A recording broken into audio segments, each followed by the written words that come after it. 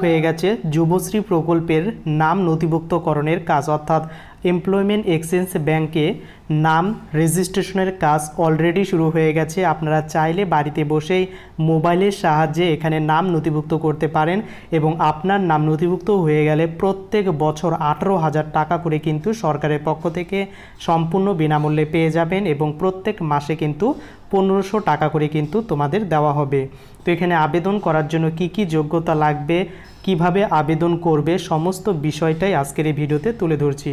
তো প্রথমত employment bank এক্সচেঞ্জের নাম নথিভুক্ত করানোর জন্য তোমাদের কি করতে হবে, যোগ্যতা লাগবে। তোমার যদি 18 বছরের উপরে হয়ে থাকে তাহলে এখানে কিন্তু নাম নথিভুক্ত করতে পারবেন এবং মিনিমাম আপনাকে 8ম শ্রেণী পাশ করতে হবে। এই দুটি এলিজিবিলিটি ক্রাইটেরিয়া যদি থাকে তাহলে কিন্তু এই যুবশ্রী প্রকল্পের জন্য আবেদন করে দিতে পারবেন।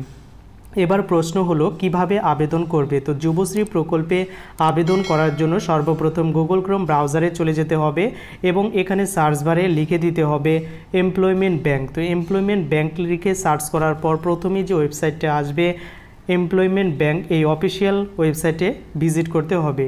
তো এখানে ক্লিক করার পর এই ইন্টারফেসটা ওপেন হবে।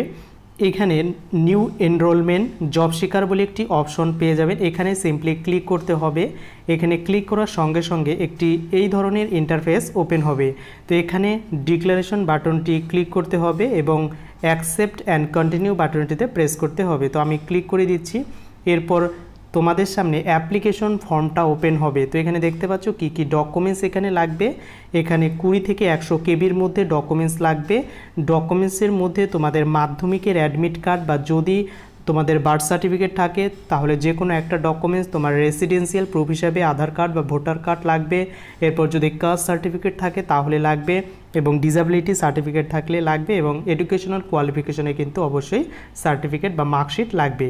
তো এখানে আসার পর সিম্পলি প্রথমে আপনার ক্যান্ডিডেটের নাম লিখে দেবেন, এরপর তার বাবার নেম, এরপর তার যদি স্বামীর থেকে থাকে তাহলে স্বামীর নাম, এরপর এখান থেকে সেক্সটা চুজ করে দিতে হবে। এরপর কাস্ট চুজ করবেন, SC ST OBC বা জেনারেল প্রত্যেকে এখানে এলিজিবল হবে এবং রিলিজিয়নটা আপনার চুজ করে দেবেন যে হিন্দু নাকি বুদ্ধিজম। এরপর আপনার মেরিটোরিয়াল স্ট্যাটাসটা চুজ করবেন, আনম্যারিড নাকি ম্যারিড।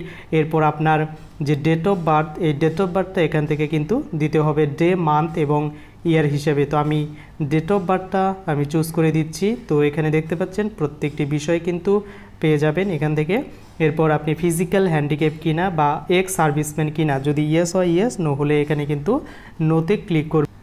এরপর ডান দিকে একটি অপশন দেখতে পারবেন, এখানে পোস্টাল অ্যাড্রেস। তো এখানে সম্পূর্ণ আপনার ঠিকানাটা এন্ট্রি করে দেবেন। এরপর আপনার ডিস্ট্রিক্ট এখান থেকে চুজ করে নেবেন। তো আপনি কোন ডিস্ট্রিক্টের আন্ডারে আবেদন করবেন এবং একটু লোডিং হয়ে যাবে এবং লোডিং হওয়ার পর আপনার কিন্তু এখানে এই ধরনের ইন্টারফেসটা ওপেন হবে। তো এখানে আপনার সাব ডিভিশনটা চুজ করে দেবেন। সাব ডিভিশন চুজ করার পর আপনার এখান থেকে ব্লকটা চুজ করে দেবেন। ব্লক চুজ করার পর এখানে আপনার পিনকোডটা দিয়ে দেবেন। এরপর কোন এক্সচেঞ্জ অফিসের আন্ডারে আবেদন করবেন সেই এক্সচেঞ্জ অফিসটির নামটা এন্টার করে দিতে হবে। এরপর আপনার ভ্যালিড মোবাইল নম্বর দিয়ে দেবেন। এই ভ্যালিড মোবাইল নম্বরে কিন্তু আপনার যদি ভেরিফিকেশন কমপ্লিট হয় তাহলে মোবাইলে আইডি এবং পাসওয়ার্ড পেয়ে যাবেন। এরপর এখানে ইমেল আইডি দিয়ে দিতে হবে এবং আধার কার্ড নম্বর থাকলে আধার কার্ড দিয়ে দিতে হবে। এরপর নিচের দিকে এই ইন্টারফেসটা ওপেন হবে, এডুকেশনের ডিটেলস চাইবে। তো আপনি কোন এক্সাম পাস করেছেন সেই এক্সামটির নাম এখানে দিয়ে দেবেন এবং কোন বোর্ড থেকে পাস করেছেন। যদি ওয়েস্ট বেঙ্গল বোর্ড হয় তাহলে ওয়েস্ট বেঙ্গল বোর্ড এখান থেকে চুজ করে নেবেন। West Bengal board for secondary education এই অপশনটিতে ক্লিক করবেন। এরপর কত সালে পাস করেছেন এইখানে দিয়ে দেবেন এবং পার্সেন্টেজ কত ছিল সেটা কিন্তু দিয়ে দেবেন। তো এইভাবে আপনার যদি উচ্চ মাধ্যমিক বা গ্র্যাজুয়েশন থাকে তাহলে এইভাবে অ্যাড করে কিন্তু দিয়ে দিতে পারবেন। তো এখানে আপনার ল্যাঙ্গুয়েজটা চুজ করতে হবে।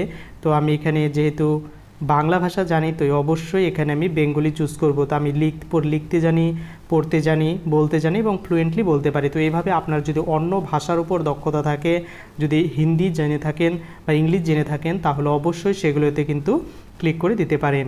তো এরপর এখানে আপনার কিন্তু ফিজিক্যাল মেজারমেন্ট চাইবে, যদি আপনার জানা থাকে তাহলে ফিল করতে পারেন, আর এগুলো যদি জানা না থাকে তাহলে ফিল না করলেও চলবে, যেহেতু স্টার মার্ক নেই। স্টার মার্কগুলো ম্যান্ডেটরি ফিল করতে হবে। এরপর নিচে চলে আসবেন। এরপর এখানে প্রুফ অফ রেসিডেন্স, আপনি কোন ডকুমেন্টস এখানে দিতে চাইছেন, আধার কার্ড বা ভোটের ফটো যে কোনো ডকুমেন্টস হবে। এবং এখানে কিন্তু যে ডকুমেন্টসটির বা আধার কার্ডের নম্বরটা লিখে দেবেন এবং এখানে উইলিং টু রিলোকেট কোথায়, তো উইথিন কান্ট্রি বা আপনি চাইলে এখানে উইথিন স্টেট করে দিতে পারেন, অর্থাৎ স্টেটের বাইরে আপনি যাবেন না, আপনার কাজের সুযোগ হলে। পর অ্যাডিশনাল ইনফরমেশন কোনো দরকার নেই এবং এখানে যদি আপনি বিপিএল হন তাহলে বিপিএলে ক্লিক করবেন, নো হলে কিন্তু নো করে দেবেন। এরপর এখানে যে সিকিউরিটি কোডগুলো আছে অর্থাৎ সংখ্যাগুলো সেখানে হুবহু এখানে আপনাকে ফিল করতে হবে। ফিল করার পর I read and I hereby declaration বাটনটিতে ক্লিক করে দেবেন এবং ক্লিক করার পর আপনাকে কিন্তু নিচে সাবমিট বাটন আছে, এই সাবমিট বাটনে প্রেস করতে হবে। তো এই সাবমিট বাটনে প্রেস করার পর আপনাদের কিন্তু ডকুমেন্টস আপলোড করতে হবে, যে ডকুমেন্টসগুলি এখানে শো করালো। তো ডকুমেন্টসগুলি কি হবে, এখানে দেখতে পাচ্ছ 20 থেকে 100 কেবির মধ্যে আপলোড করতে হবে এবং সেগুলো ডকুমেন্টস পিডিএফ বা জেপিজে ফাইল হতে হবে। তো আপলোড করার পর ফাইনাল সাবমিট করে দেবেন। তো সাবমিট করে দেওয়ার 1 সপ্তাহের মধ্যে আপনার মোবাইলে একটি এসএমএস আসবে, আপনার যদি ভেরিফিকেশন কমপ্লিট হয়। তো এরপর আপনার আইডি এবং পাসওয়ার্ড পেয়ে যাবেন। তো আইডি এবং পাসওয়ার্ড দুটি কী করবেন, আপনি রেখে দেবেন এবং এরপর আপনার যদি মেরিট লিস্টে নাম চলে আসে তাহলে কিন্তু আপনি প্রত্যেক মাসে 1500 টাকা করে অর্থাৎ বছরে 18,000 টাকা আপনি এখান থেকে পেয়ে যাবেন। তো নাম কিভাবে চেক করবেন, তো নাম চেক করার জন্য অফিসিয়াল পোর্টালে এখানে চলে আসবেন, দেখতে পারবেন যে ফাইনাল ওয়েটিং লিস্ট। তো ফাইনাল ওয়েটিং লিস্ট অপশনটিতে ক্লিক করার পর নতুন মেরিট লিস্ট কিন্তু এখানে শো হবে। আপনার যে জব শিকার আইডি নম্বর থাকবে সেটা দেবেন এবং সিকিউরিটি কোডটা এন্টার করে সাবমিট করে দেবেন। যদি আপনার নাম নথিভুক্ত হয়ে থাকে তাহলে কিন্তু শো করাবে।